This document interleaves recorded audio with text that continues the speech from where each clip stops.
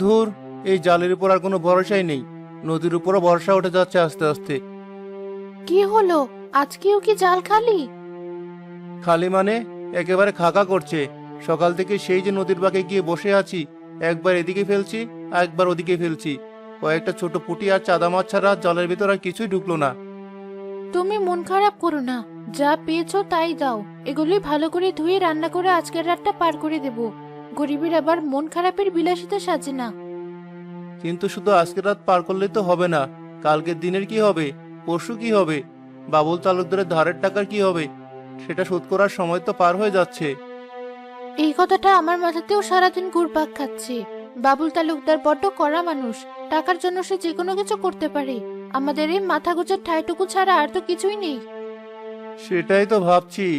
মাছের যে আকাল চলছে, চাল ডাল কেনার পয়সা জুটছে না। মহাজনের টাকা দেবো কোত্থেকে? আমার তো ভয়েই বুক কাঁপছে। যদি লোক লস্কর নিয়ে এসে আমাদের এই ঘর থেকে বের করে দেয়। ভয় পেয়ে তো লাভ নেই।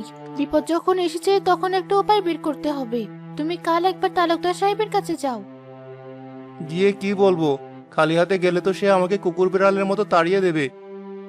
একটু সময় চেয়ে নাও। বলো নদীর অবস্থা ভালো হলেই মাছ ভেজে টাকাটা শোধ করে দেব। উনি তো মানুষ, নিশ্চয়ই বুঝবেন। বড় লোকদের মন বোঝা কঠিন সাথী। ওদের কাছে টাকার চেয়ে বড় কিছু নেই। ওদের বুকে কোনো দয়া মায়া থাকে না। তবুও তুমি যখন বলছো, কাল সকালে আমি নিজে গিয়ে আরো কয়েকটা দিন সময় চাইবো।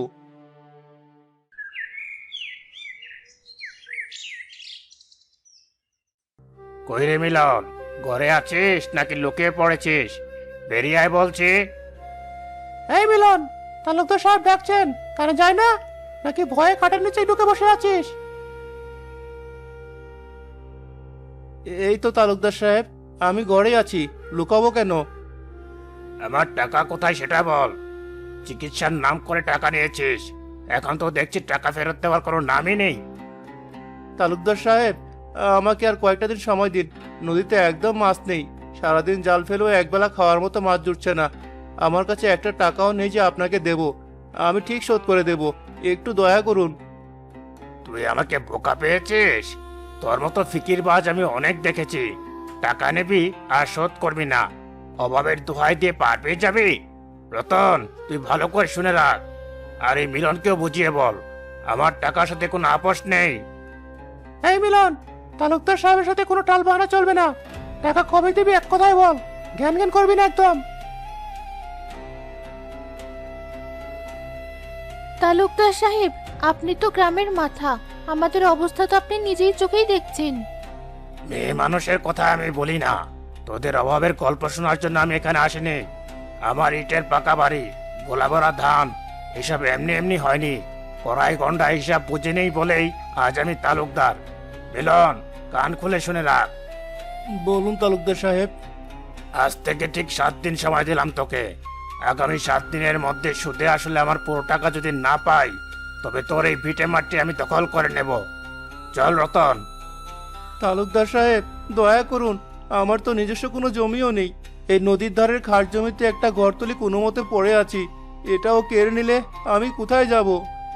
সেটা তোর ব্যাপার। 7 দিন, মনে রাখিস। 7 দিনের মাথায় টাকা না পেলে আমি তোকে ঘাট ধরে এই গ্রাম থেকে বের করব।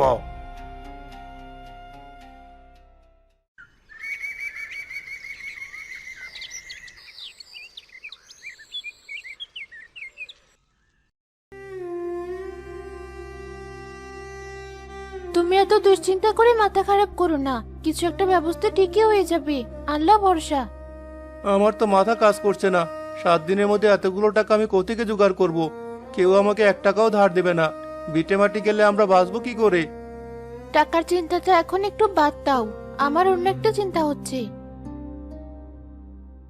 ভিটে ছাড়া হওয়ার চেয়ে বড় চিন্তা? কি বলছো তুমি এসব? তুমি কি আজ দুপুরের দিকে নদীর জলের দিকে তাকিয়েছিলে? জলের রং কেমন যেন ঘোলাটে হয়ে গেছে, আর একটা অদ্ভুত পচা গন্ধ আসছে জল থেকে। বাতাসটাও কেমন গুমোট হয়ে আছে। পাহাড়ে ঢল নামলে এমন হয়। উজানে হয়তো বৃষ্টি হয়েছে। এটা নতুন কি? প্রতি বছরই তো বর্ষায় নদীর জল এমন ঘোলা হয়। শুধু নদীর জল না, আজ দুপুরে উঠোনে বসে যখন চাল বাচ্ছিলাম, দেখলাম সারি সারি কালো পিঁপড়ে মুখে সাদা ডিম নিয়ে আমাদের উঠোনের ওই বড় আম গাছটার মগডালের দিকে উঠছে। প্রকৃতির এই লক্ষণ তো একদম ভালো ঠেকছে না। পিঁপড়ে গাছে উঠছে তো কি হয়েছে? আমার দাদি বলতো পিঁপড়েরা বিপদের গন্ধ মানুষের আগে পায়। যখন তারা নিজেদের ডিম মুখে নিয়ে মাটির নিচ থেকে উঁচু জায়গায় ওঠে, তার মানে ভয়াবহ বন্যা আসছে। মাটির নিচে জল ঢুকতে শুরু করেছে বলেই ওরা নিরাপদ আশ্রয়ের খোঁজে উপরে উঠছে। বন্যা? এমনিতেই মহাজনের যন্ত্রণায় মরছি, তার উপর আবার বন্যা। এখন উপায়? এই নিচু জায়গায় জল উঠলে তো আমাদের ঘরবাড়ি সব ভেসে যাবে। মহাজন তো 7 দিন পর ঘর কেড়ে নেবেই, সে চিন্তা পরে। তার তো চলো আমরা নিজেদের বাঁচার ব্যবস্থা করি। এই নিচু ভিটায় জল উঠলে আমরা কেউ বাঁচবো না। সবার আগে আমাদের জীবন বাঁচাতে হবে। কি করতে বলছো তুমি? আমরা কি গ্রাম ছেড়ে শহরের দিকে পালাবো? না, পালাবো না। কোথায় পালাবো আমরা? কাল সকাল থেকেই তুমি গ্রামের এদিক ওদিক থেকে ফেলে দেওয়া কলা গাছ আর কিছু শক্ত বাঁশ জোগাড় করতে শুরু করো। আমরা আমাদের বাড়ির পেছনের নিচু জায়গাতে একটা বিশাল আর মজবুত কলা গাছের ভেলা তৈরি করব। ভেলা? এত বড় ভেলা দিয়ে কি হবে? আমাদের তো নৌকা কেনার সামর্থ্য নেই। ভেলা দিয়ে কি বন্যা ঠেকানো যাবে? বন্যা এলেই ভেলাই হবে আমাদের ঘর। অনেকগুলো কলা গাছ একসাথে শক্ত করে পেতে ভেলার উপর একটা ছোট ছাদ বানাবো। তার নিচে আমাদের শুকনো খাবার, চাল ডাল আর হাঁস মুরগিগুলো তুলে রাখবো। জল যত বাড়বে আমাদের ভেলাও তত ভাসবে। তোমার মাথায় এত বুদ্ধি! ঠিক বলেছ। কাল সকাল থেকে আমি কলা গাছ আর বাঁশ জোগাড়ে কাজে লেগে পড়বো। তালুকদার সাহেবের চোখ রাঙানির চেয়ে প্রকৃতি চোখ রাঙানি অনেক বেশি ভয়ের।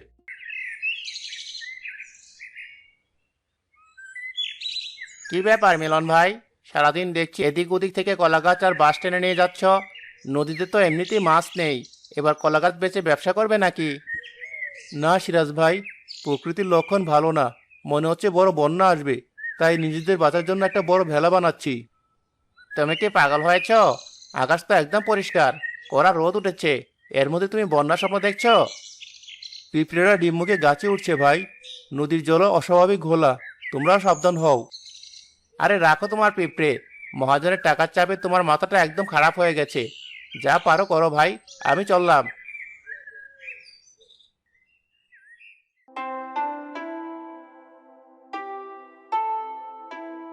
এদিকের বাঁধনটা শক্ত করে দাও সাথী, কলা গাছগুলো যেন কোনোভাবে ছুটে না যায়। রশিটা ভালো করে পেঁচাও। আমি শক্ত করেই রশি বাঁধছি, তুমি মাঝখানের বাঁশগুলো আর একটু চেপে দাও। ভেলার উপরে ছাদটা বেশ মজবুত হয়েছে, শুধু উপরে কয়েকটা পলিথিন বিছিয়ে দিতে হবে, যাতে বৃষ্টির জল ভেতরে না ঢোকে। গ্রামের মানুষ আমাকে পাগল ভাবছে, সিরাজ ভাই তো হেসেই উড়িয়ে দিল। মানুষ হাসলে হাসুক, বিপদ যখন ঘাড়ের উপর এসে পড়বে তখন ঠিকই বুঝবে। তুমি তোমার কাজ করে যাও।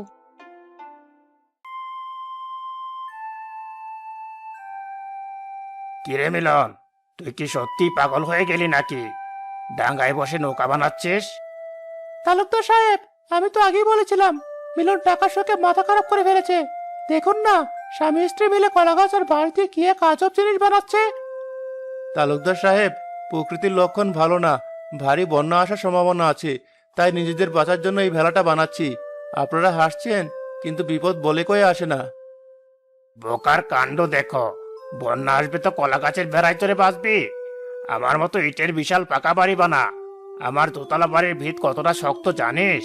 10টা বন্যা এলো আমার বাড়ির একটা ইট খসাতে পারবে না, আর তুই বানাচ্ছিস কলা গাছের ভেলা? তালুকদার সাহেব, প্রকৃতির শক্তির কাছে ইটের দেয়ালও কিছু না। বিপদ কখন কিভাবে আসে কেউ বলতে পারে না। আপনার পাকা বাড়ি আছে বলে এত অহংকার করবেন না। বিপদের দিনে অহংকার কাউকে বাঁচাতে পারে না। আমাকে জ্ঞান দিতে আসিস না। তোদের এই ভেলা বানানোর নাটক আমি বুঝি। বন্যা টন্যা কিচ্ছু না। 7 দিন পর আমি যখন তোদের ঘাট ধরে বের করে দেব, তখন এই ভেলায় চড়ে নদী পার হবি, তাই না? ভালোই প্রস্তুতি নিচ্ছিস। ঠিক করেছেন তালুকদার সাহেব, এরা ভেলায় চড়ে গ্রাম ছেড়ে পালানোর ফন্দি করছে। পালাতে আমি দেব না। আমার টাকা না বুঝিয়ে দিয়ে 1 পাও নড়তে পারবি না।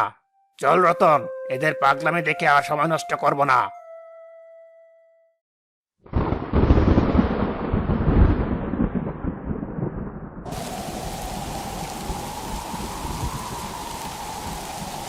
সাথী, জোরে চেপে ধরে ছাদের বাসটা, কি ভয়ঙ্কর বাতাস আর বৃষ্টি। আমি শক্ত করে ধরে আছি, তুমি সাবধানে বসো। নদীর বাঁধ বোধহয় ভেঙে গেছে সাথী, হুড়মুড় করে পুরো গ্রামে জল ঢুকছে। জলের আওয়াজ শুনতে পাচ্ছো? পাচ্ছি। আমাদের ঘরটা তো চোখের সামনেই জলে তরে ভেসে গেল। তুমি সাবধানে ভেলার মাঝখানে বসে থাকো। গড় গেছে যাক, আমরা তো বেঁচে আছি। বেলাটা জলের সাথে সুন্দর ভাসছে। তুমি ঠিকই বলেছিলে সাথী, তোমার বুদ্ধির কারণে আজ আমরা বেঁচে গেলাম। আমাদের জমানো চাল ডাল আর হাঁস মুরগিগুলো নিরাপদে আছে। যদি ভেলার ব্যবস্থা না করতাম আজ রাতে আমরা জলের নিচে তলিয়ে যেতাম। গ্রামের ঘরবাড়িগুলো একটাও আর দাঁড়িয়ে নেই, সব জলের নিচে। চারদিকে শুধু মানুষের কান্নার আওয়াজ, অন্ধকারে কিছুই দেখা যাচ্ছে না। আল্লাহ জানেন গ্রামের বাকি মানুষদের কি অবস্থা। সিরাজ ভাই, বশির চাচা, এদের কি হলো কে জানে। বৃষ্টিটা একটু কমলে সকালে আমরা ভেলা নিয়ে গ্রামের ভিতরে যাব, দেখবো কেউ বিপদে আছে কিনা। এখন শুধুই রাতটা পার হওয়ার অপেক্ষা। শক্ত হয়ে বসো, ঢেউয়ের ধাক্কা আসছে।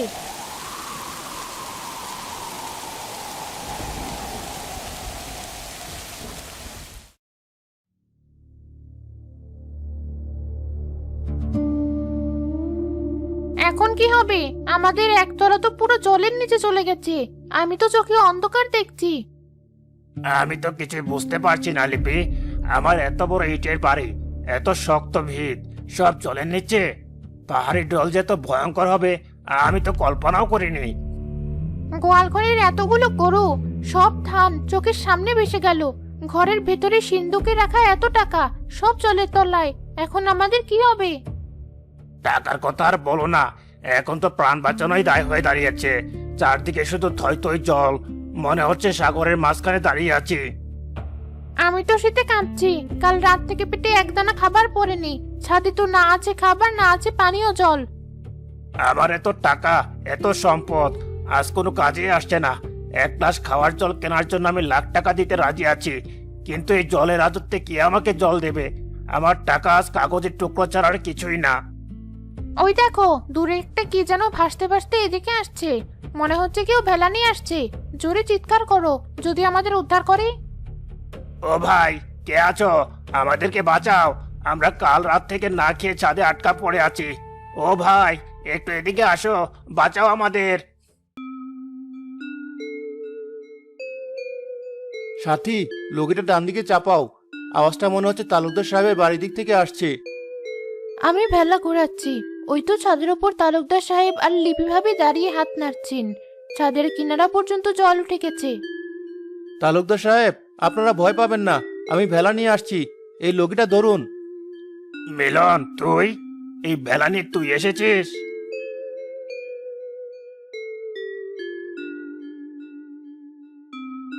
হ্যাঁ তালুকদার সাহেব, আপনারা তাড়াতাড়ি ভেলার উপরে নেমে আসুন। ছাদের অবস্থা ভালো না, যে কোনো সময় জল আরো বাড়তে পারে। মিলন, তুমি আমাদের জীবন বাঁচালে। আমরা কাল রাত থেকে শীতে আর ক্ষুধায় মরে যাচ্ছি। আপনারা সাবধানে ভেলার মাঝখানে এসে বসুন। আমি জমানো শুকনো কাঠ দিয়ে ভেলার উপরে মাটির চুলায় খিচুড়ি বসিয়েছি। এখনই গরম খিচুড়ি দিচ্ছি আপনাদের। মিলন, আমি তোকে তোর বাড়ি থেকে তাড়িয়ে দিতে চেয়েছিলাম। তোর এই ভেলা বানানো দেখে হাসাহাসি করেছিলাম, আর আজ সেই ভেলাই আমার পরিবারের জীবন বাঁচালো। তালুকদার সাহেব, বিপদের সময় মানুষই তো মানুষের পাশে দাঁড়াবে। এই গরম খিচুড়িটা খান, শরীরে একটু জোর পাবেন।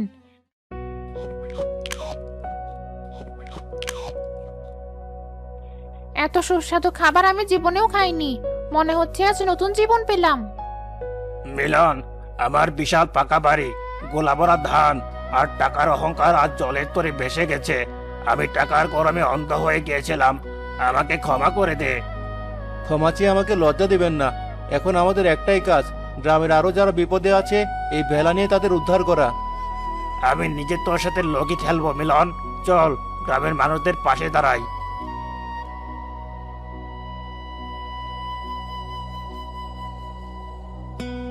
মিলন ভাই, তুমি সেদিন আমাকে সাবধান করেছিলে, আমি তোমার কথা শুনিনি। আজ তোমার এই ভেলা না থাকলে আমরা সবাই ডুবে মরতাম।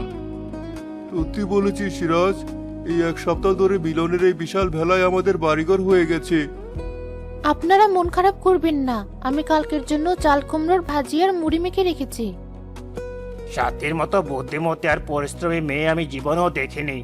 এই চরম বিপদের মধ্যেও সে কিভাবে শুকনো খাবার তৈরি করছে, সবার খেয়াল রাখছে, তা দেখে আমার চোখ খুলে গেছে।